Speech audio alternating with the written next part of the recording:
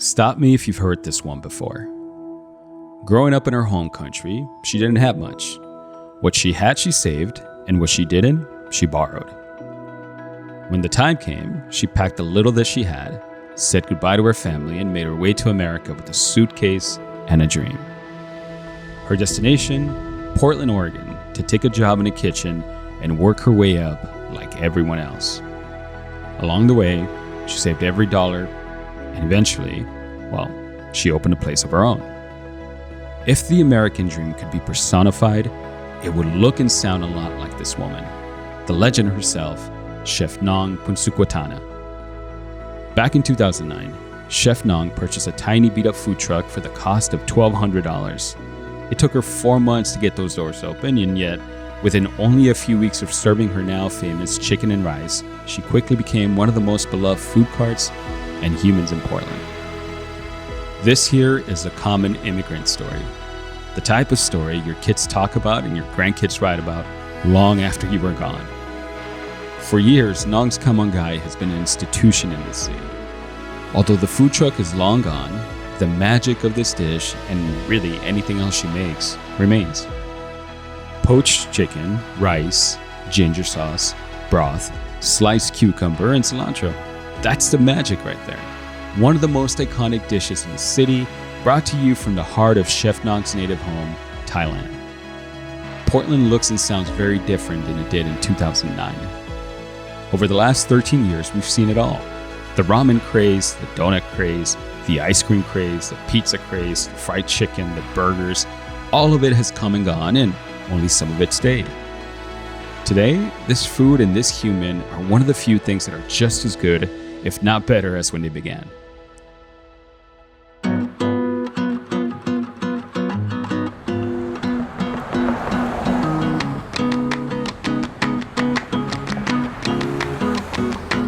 My name is Angel Medina. I am a lover of coffee, mezcal, and anything properly deep fried.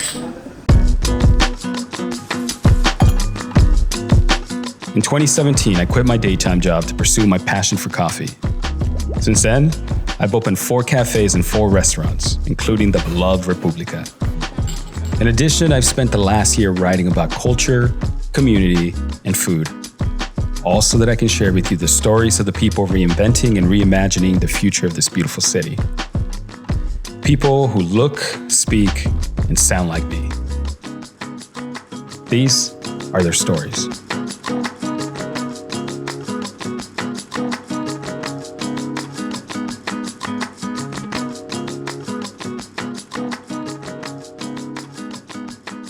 When you came to Portland, do you remember how much money you had on you? $70. $70. Yes, yeah. So at the airport, my sister gave me $300, and that's my first time fly on the airplane and out of the country. In Korea, that's duty free. And I was like, oh, that's like Chanel, that's like stuff, and so I bought like a Chanel perfume, we call Chance, and then I bought a makeup. With the money that? Yeah, that I gave, and then I ended up with $70, and then I realized like pretty fast that like, okay, I shouldn't spend that money. I was very stupid. But I work, I got a job right away. What motivated you to open your own space? So lots of things. I came from a family that is not entrepreneur. So my mom is a cook at the restaurant back home, and but she worked hard. Sent both me and my sister. We both have college education.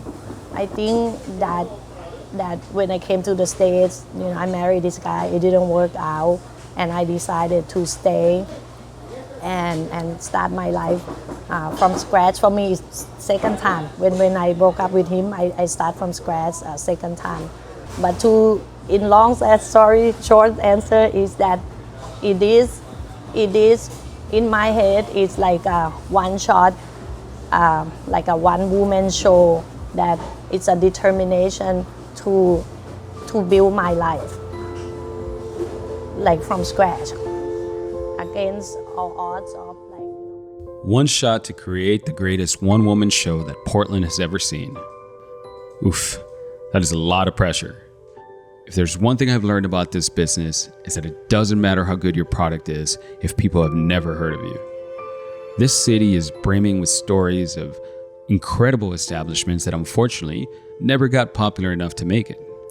To add to that, during that time, not very many in the city knew what Khao was. And yet somehow, she opened a place that served chicken and rice and nothing else.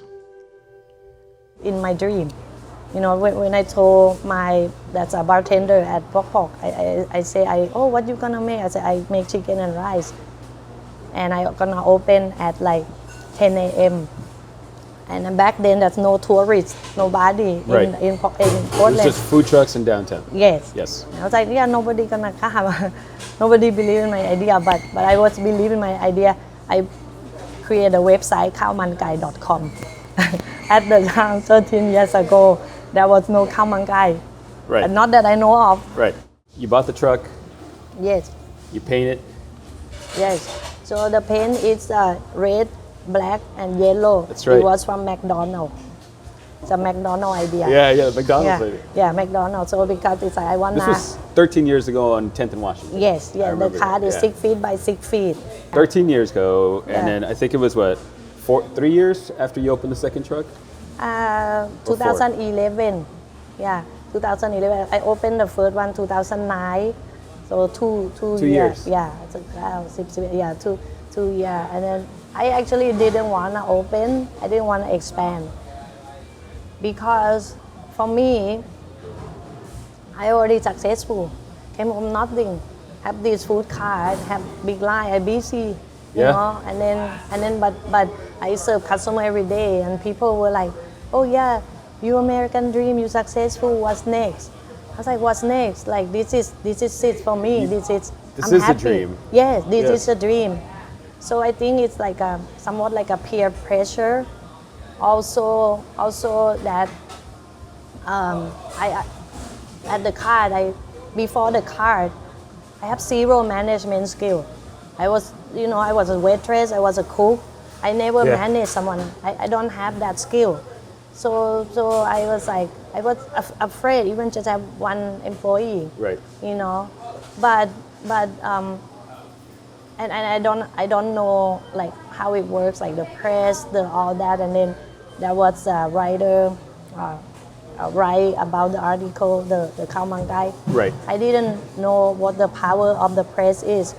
And like all of a sudden, like I opened like big line, and I was like, you know, but I don't know. How many people are working with you at that point? Zero. It's just you. Yeah, just me. That's me. You've managed to build a very successful model with the simplicity of having a menu that is. The people that have been here more than one time, I don't think anybody even looks at it anymore. They're just like, Khao Mangai. Khao Mangai. Yeah. Has that been a blessing or a curse for you? It's a journey. It's a journey. I think if I go back, I wouldn't add anything, and it will be just Khao Mangai.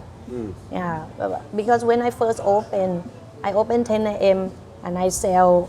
When I close, when I sell out. Because when I was a server, right, it's like the restaurant closed at 3 o'clock, 2:45. You still have to open, right? So, but I cut that choice. I close when I sell out, and the menu or the restaurant usually has like more than one, like could be a whole page, 30, 40. I cut all that and I have one single item. So it was bold and it's like at the time like I took that risk. And that risk pay off. So it was like I got stand out or I got noticed. Along the way, I'm at the cart, lots of competition in your face, deal with customer every day, Yeah. I was like, what's next? And I took a risk of like open brick and mortar, right. From like paying rent, maybe like $70 a month to like, paying rent like $1,000 a month.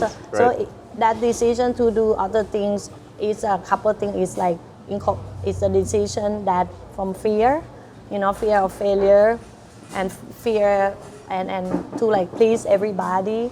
Also the pressure like to prove to other people that I can cook other things, because it took off, and then people were like, oh, can you collab, can you do this dinner, this and that, can you cook something else, you know.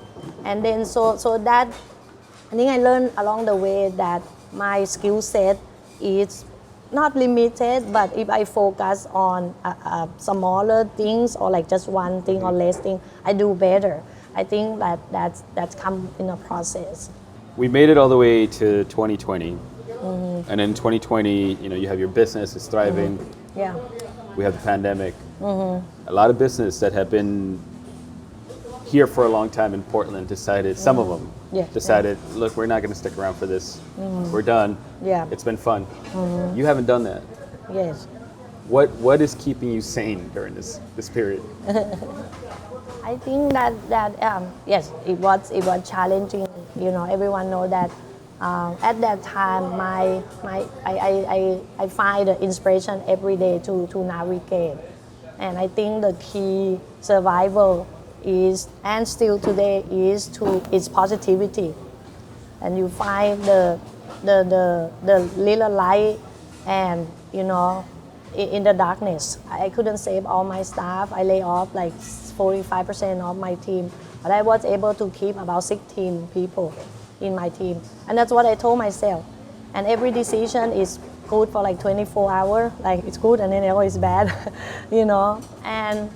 But I thought, actually driving here, I thought that, you know what, maybe something bigger than us also told me to open, because that decision that I kept open, what's a positive, because at least it's something normal.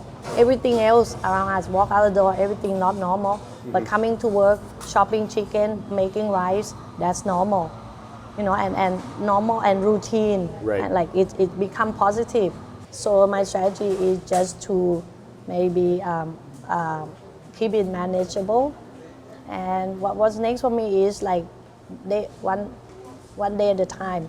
What I can do to make some better things for other people.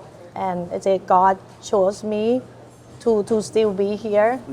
Then that means I have a bigger message and I have a bigger mission, is to inspire people that lost hope, that something will happen for me. It took me 34 years, you know, and then to be a beacon of hope.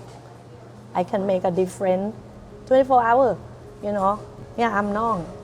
I can make a difference. That's right. Sure. Thank you so much. How could you not love this woman? Everything about her story, her food, her vulnerability, it makes me so grateful to have her in this city. To this day, I still eat her food at least once a week. If I need a pick-me-up, if I need something nourishing, if I'm hungover, if I just want something that's familiar, I go to Nong's. And still, every time that I order it, it takes me back to the first time I had it. A big ball of rice and chicken inside of a paper wrapping, and I think to myself, how am I supposed to eat this? Despite the fact that I'm having it for like the 10,000th time. To me, it's more than food. This is love. This is culture. This is nostalgia.